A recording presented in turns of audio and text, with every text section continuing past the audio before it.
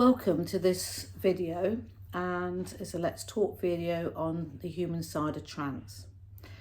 So for those that follow me know, I'm a trance communicator and I work with the TSB, Trance State of Being Energies, and the Quantum Trance Healing QTH energies. I always get those around the wrong way.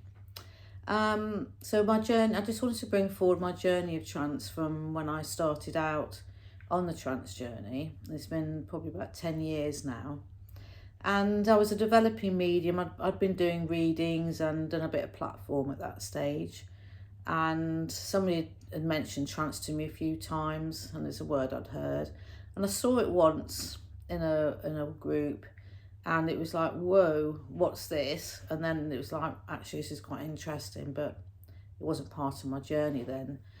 And so I was drawn to go to this trance workshop. So I turned up really not knowing what to expect. It was for beginners, so I was in the right place. And we started off with a meditation. Now I'm used to meditating, and at that stage, and still do obviously, but my meditations weren't in a black void. I always seemed to go on some sort of journey with it. So she was doing, the teacher at the time was doing a little bit of a meditation just to help us relax, soft music. And I had this experience which was very profound. I had this energy come to my side who said they were my guide, my gatekeeper. And he presented himself as a medieval monk, very friendly guy. And I felt like my arm turned into a man's arm, and in my mind's eye I could feel like a rough skin, a rough material, and I had a white quill pen in my hand. And then during this meditation he said, I'm going to take you to where I was, and I could see this beautiful bricked curved archway building. I knew it was medieval times, and there was all these old wooden desks with monks writing away, doing these beautiful manuscripts. And he said he did this in his life, but he was also a philosopher behind some of the writings. So basically in my head I said, well, you know, what's going on, why are you here? And he said, well, basically we're coming to tell you you're going to write a book. So anyway, we were brought back out of the meditation, and everybody was going, because obviously the teacher had explained about the energies and how they work with trance. And I was thinking, I didn't experience them. I experienced a guide, and they were all going, oh, it was lovely, I felt this, I felt that, and nobody had my type of experience, so I didn't say anything. And I just thought, well, is that normal, you know? Anyway, they had the trance workshop, and I thought, well, this is really interesting, and I progressed down the trance route. So in the early days of trance, I had awareness. If I was sitting in what we call the energy, I could often hear things around me. I used to feel like my chest, my breathing was erratic. I'd get palpitations. I used to feel frozen to the spot, like I couldn't move, and all of this sort of different types of things were going on.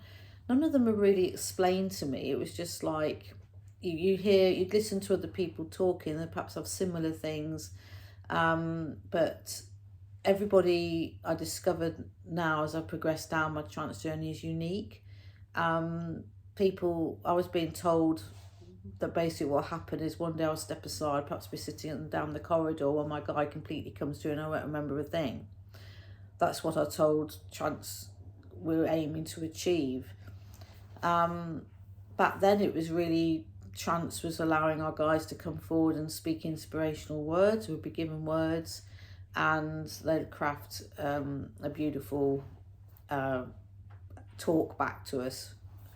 And it's all about, trance is different to mediumship, I soon discovered, because working as a medium I was running on a high energy, guides facilitating it, collecting the human essences that are coming to talk, to give the messages, all the guides themselves. And it was more of an active, higher energy. But with the trance, it's almost like we were going in the opposite direction. We were going down into the energy. And I had to be calm. And I had to not be nosy with my thoughts, and trust that the thoughts coming in my head were my guides when I was given a word to say, be inspired about, and not me. And that was very difficult to do for 2 or 3 years. It was quite challenging at times. I found sitting in the workshops was quite powerful because the energy that would build up in them. And we sometimes did something called cabinet work, which is the chair is placed in like a curtain space, and it's an area where the guides can build up the energy. So when you sit in there, there's more of an empowerment to the trance than there is out in the room in the circle. And yeah, I did some things on and off like that for a few years. I also sat in a trance development group for a few years, which was lovely because we sort of grew together on our journeys. I'd experience in trance in workshops seeing green sparkles, orbs, noises, banging in the room, and we sort of was touching a bit on the physical side, which I'll come to. Yeah, and all sorts of things would happen, and none of it really freaked me out or anything because it was part of what I was learning, was part of the trance energy and the guides letting us know they're there and things like that. And then as I developed and grew, my confidence grew, I became a better trance communicator, and I tried evidential trance mediumship where a loved one could come straight through. Now, I had quite an amazing experience with that. One which was where we were sitting in circle and it was my turn to go into the cabinet. The curtains were open and there was somebody at the right which was holding my hand to almost give me more energy. And I was quite aware of this energy coming forward through me. And I moved forward on my chair, which I think they were a bit worried about in case I fell off the chair because I was in trance. And I reached out to who this was for, and it was their mother. And I gave about 5 minutes of information and whatever, or was talking to him. And then I sat back in the chair, and the teacher brought me back out of trance, but I couldn't come out of the energy. I was stuck in his energy. And I was trying so hard to come forward, and I was there in this chair frozen. And I said out loud, I feel like I've got a metal rod in my spine, I can't move. And then it released once I said that, and I was back in the room. It turned out that actually I had brought forward this gentleman's mother. The way she was stroking his arm and talking to him was how she would have been. And the rod was because she had had some work done into her spine, which involved a rod being in her spine. So that was quite an experience for me, but really used my energies, and I felt absolutely drained afterwards. And I did have another experience as well, not as strong as that. So that was part of the trying different exercises and things. We did experience different types of guides coming in. I'd experienced something called overshadowing, where the guides place an energy over you, and you'd be sitting in cabinet, and we had a red light. That's what I use, is a red light here. And you can see the overshadowing of, it could be a loved one or a guide. And in my experience in my own circles, I saw what we'd understand as celestial beings. So the guides quite often show them in human form, but actually their true self is either a light or physical beings not of this earth. And what they're showing you is their human life. They had a past life on earth, an incarnated life. And it gives you comfort. But once you can ascend and transcend the trance journey and accept there's other beings there, they will start to show themselves to you as well. Also, through the journey of trance, your voice can alter a bit, or can alter a lot. You can have be a female and have a male voice come through, or you could be a male with more of a feminine voice. That's quite rare, and what they do is they build up an energy. Somebody called it ectoplasm the other day, but I was told by my guide it's not actually ectoplasm. It's actually an energy box, a bit like when they overlay the face for the overshadowing, and it's built up in your voice for them to change your voice. So when I talk with John, he's got more of a gravelly, deeper voice, and Mary, who's my new guide who's been coming in, she's got quite an educated woman's voice. So both the voices are altering slightly, but I do notice sometimes when I'm holding them for 30 to 45 minutes, I can sometimes hear my own accent come back in. So that makes me wonder that I'm actually coming back in and going back out again, which is quite common because you're holding the energy for quite a long time. In the early days of trance, I used to sit there frozen like this. I couldn't move, and my guide would speak, and I just really couldn't move. It was like I'd just been made static, frozen in the spot. But as I progressed on my journey, especially when a guy called George came, he's gone off now to do other things. I had a lot of movement and a lot of personality came through. And the more you relax, the more you work with your guides, then they've all got personalities. They can, first of all, it's more of you. And in the early days of trance, they're using your thoughts and your life experiences. And so, like, I run a group today. We had a new person come in. She gave we gave her a word, and she gave some short answers back. But it was it's early days for her, and yet the others which have sat a bit more were more fluent, and that's because when you're in the early trance, they're coming in telepathically through your head to inspire your mind on that word. They're giving you words, but you're quite nosy to begin with, and you're not sure if it's you or them. And then as you start to speak, they can become more fluent and you step aside more and you allow them to say more. But as you sit and grow and have confidence and trust, you'll become a lot more fluent with your guide talking like I am now, without pause or taking a breath. The other thing that happens in trance is it almost slows down your system. Your breathing can become very shallow. It's almost like you just calm right down into this state of, I call it like, it's almost like slower being. It's almost like you're functioning, but because you've calmed your mind, your whole body's calm as well, and your breathing can slow down, become shallower.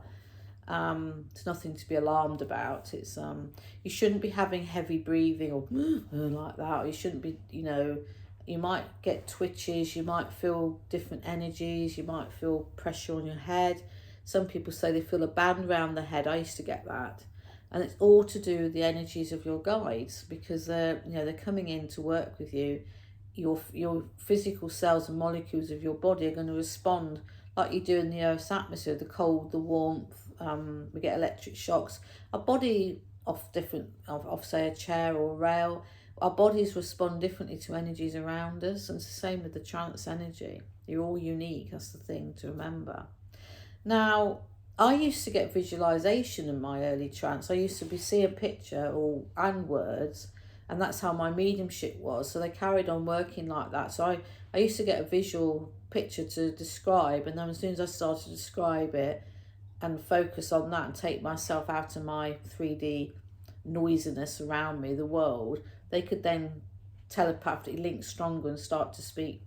And if you observe people when they're truly in trance, even at the early stages, what they're saying would be different to how they would speak normally, like the type of language or the tone, because the guides are different to the human that's the sitter that's allowing the guide to come through. And it really is all to do about confidence and building your trust. And as you progress on this journey, to me it's been 10 years of hard work for my trance. There are people, what we would call a natural trance sitter or communicator, who can sit and immediately have a really strong link, might bring loved ones through, and that's pretty awesome to experience, but they're quite rare. And it's just a case of dedicating.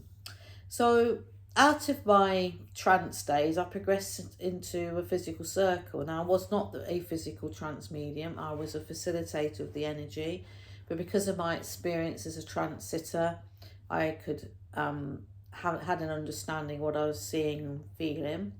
And we were looking for voice coming out of nowhere, movement and things like that. And the physical sitter would be going down deep into the energy. We would, in normal trance, light trance and trance communicating from our guides, we would be sitting in the quiet, in the calm, but in the physical trance state, you'd be singing to music, raising the energies, and then that would stop, and then that would hopefully have created the energy for the physical trance medium to connect with their guide for a more powerful experience.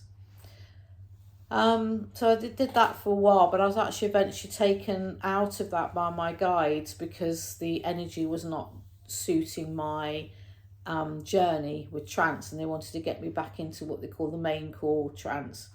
So like I work with John, and he comes through and he gives so I work with him in giving you guidance. He works with other people, giving them guidance and mentoring them. So I have a client, they come in, John comes forward, he'll talk to them, give them advice, they can ask questions, boom, boom, he does what he does.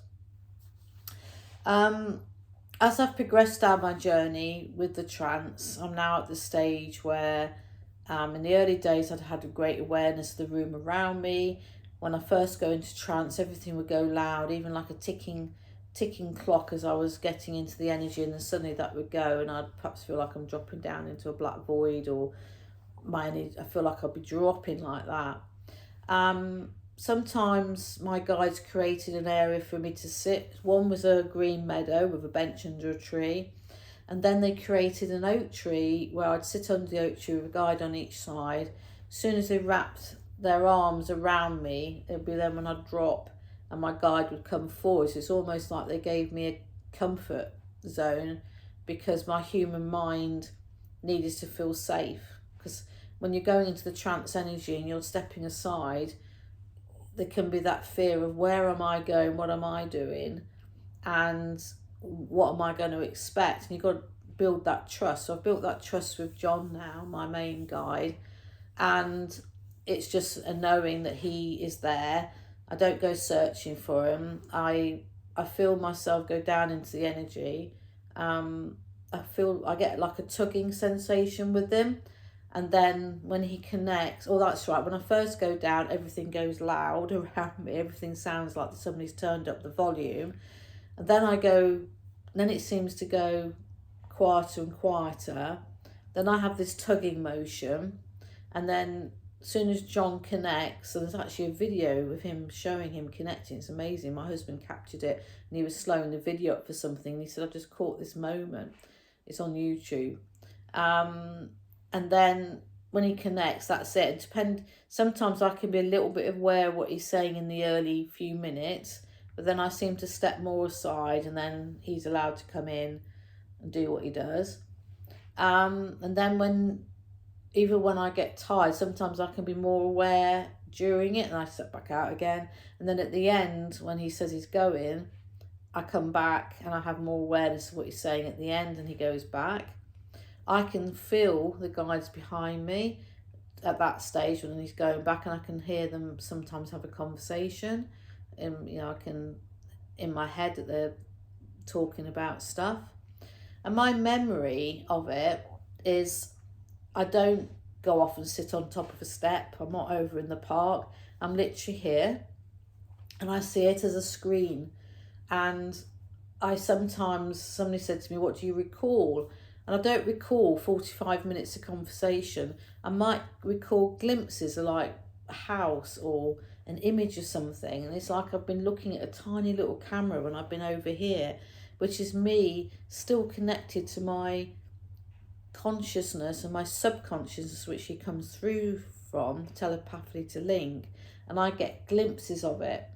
So it's me interpreting how it is when he's connected with me. Now with Mary, who's very new to me, who's amazing energy, we did a past life, down a timeline, past life regression. And my memory when I came back from that it's like I was seeing a cloud tunnel. And there was something at the end. It was almost like a lens, or I don't know, it's like an energy, I guess.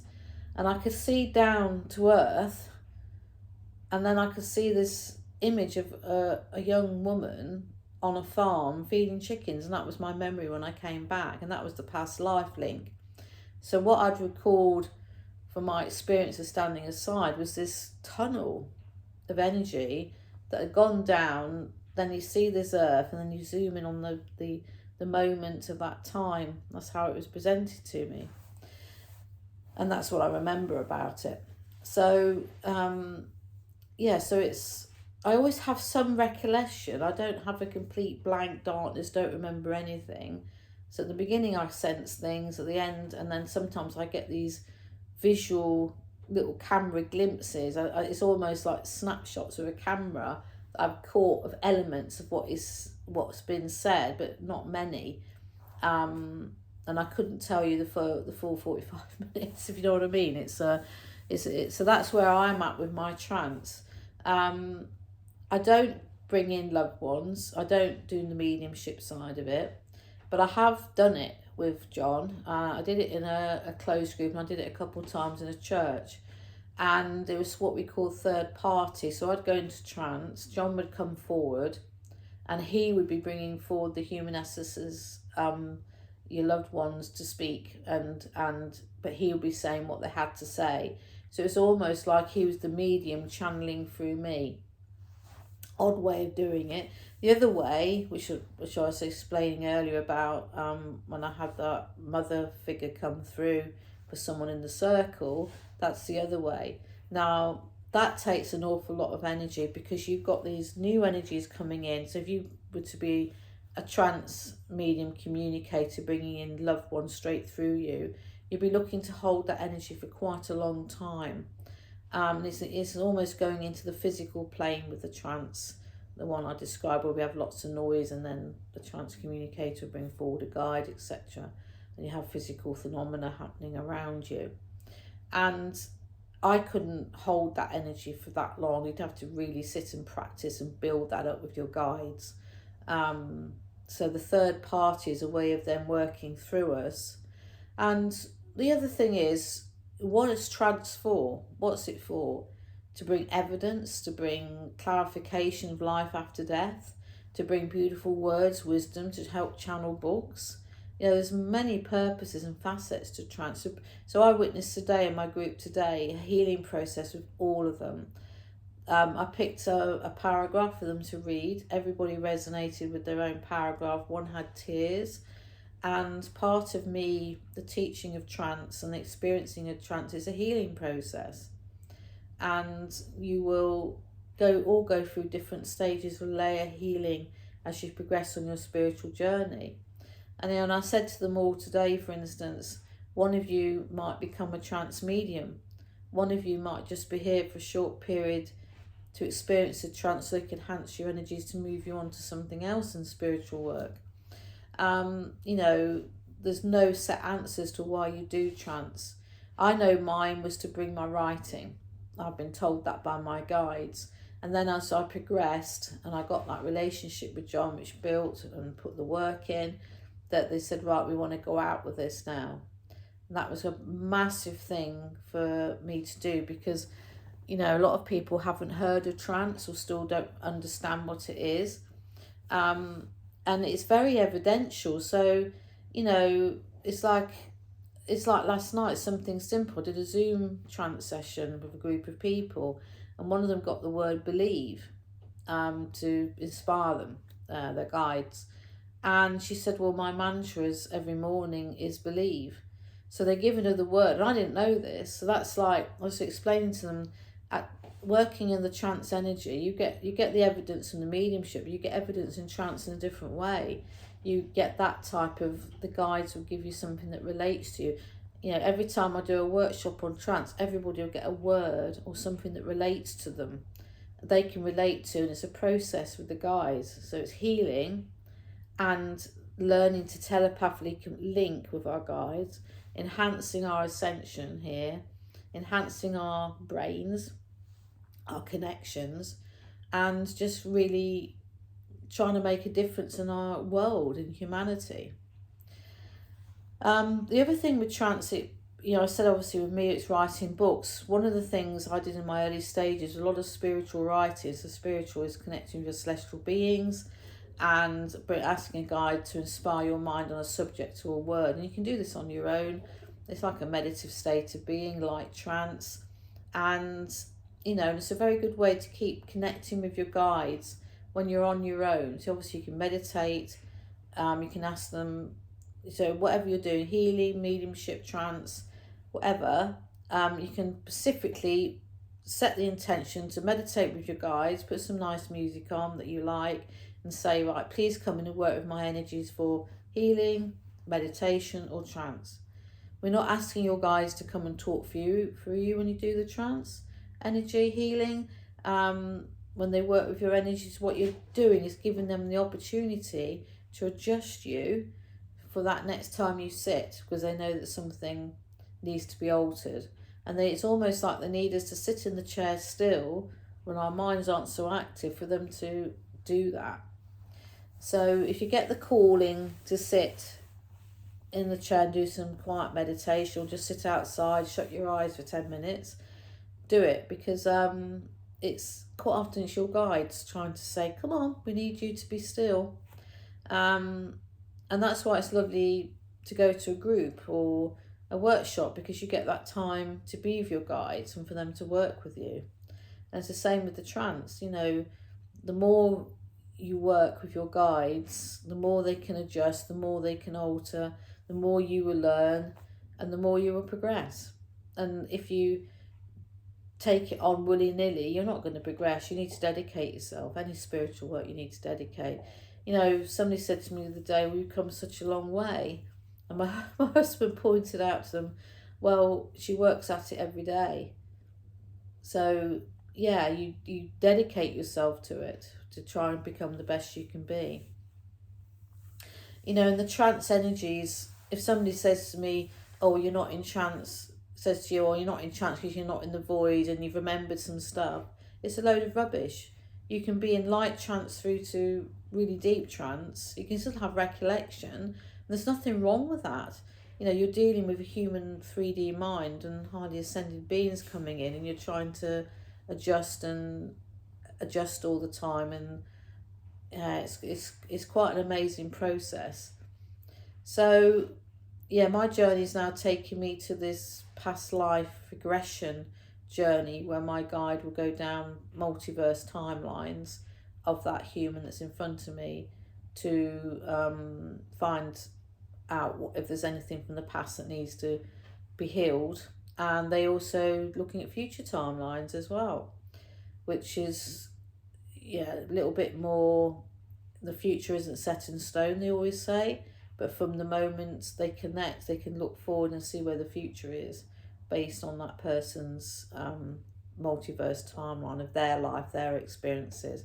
We're not talking about their lifetime here, we're talking about beyond. We're talking, you can go 300, 400, 500 years, 1,000 years, 2,000 years, 10,000 years into the future. It's all, they say the future's not been created yet, but what are multiverse timelines? They're past that exist. They can loop round. Time, as we understand it, isn't linear. And it's like the point here of the universe and the point there can loop round and join there. You can forecast, when you look forward on that timeline, you're looking at somebody that's in the future. That future can be existing now, but it's a future to us because it's not in this timeline. It's quite mind-blowing, isn't it? So something to think about. So my journey with trance has really brought me to teaching, writing, helping others. It's really been a massive ascension journey for me.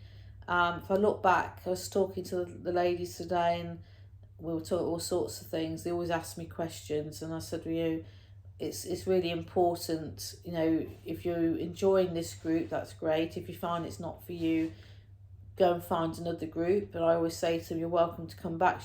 I've got people that have come back in and out over the last 6 or 7 years, and that's because they've had to shift off to the spiritual journey, to shift somewhere else, and they come back.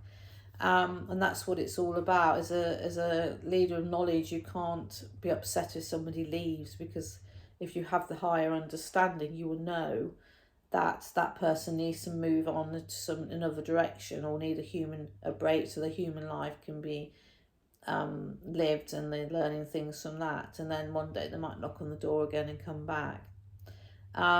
So there's having that greater understanding. That's with all spiritual work, really, and I found that with the trance journey as well. And my own trance journey has been sporadic. I've had times out of it and times back in it, and I thought I'd moved away from the trance energy because I had a 6-month break and I was just writing, and then all of a sudden they said, like, I just kept getting March, everything's going to kick off in March for you, and I had no idea that I was going to get this new guide, these new experiences, and it's been pretty awesome.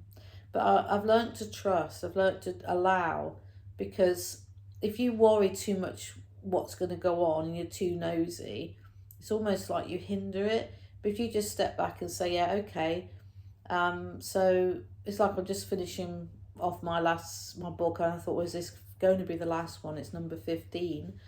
And I said, is this it now? And they went, no, I've got another book. And they told me what it was about. And I went, whoa, okay. So here we go again. So it's like, and I think it's going to be a subject I'm really going to enjoy. So it's, yeah, it's pretty cool. So just trust the journey. And if you're starting out on the trance journey, you know, you're going to have different experiences. And don't let somebody say to you, oh, I've never experienced that, that's not right, and stuff like that. Because the one thing I've learned as a teacher of trance is to be open to any experience. So just trust that. Don't let other people put you down. And I'm always here, actually, even if you're not in my groups or anything, as a leader of knowledge in trance. If you're having an experience in trance, but feel free to message me. If you feel you can't tell your group, or you feel like you might be ridiculed, or you feel a bit embarrassed, I'm quite happy to talk to you about what you experience and say, well, this is my understanding of it. Or I call my guide in, John, and he explains it in my head, so I can explain it to you. But it's usually John that does the explaining, because I see it from my human view, but it might be it needs a more higher perspective. Anyway, I hope all that helps you, and yeah, you all take care, and I'll see you on my trance videos when you watch them. Well, I won't see you literally, but you know what I mean. You're welcome. And please subscribe to my channel, so you can get the videos and not miss out on anything. So take care, everyone. Bye.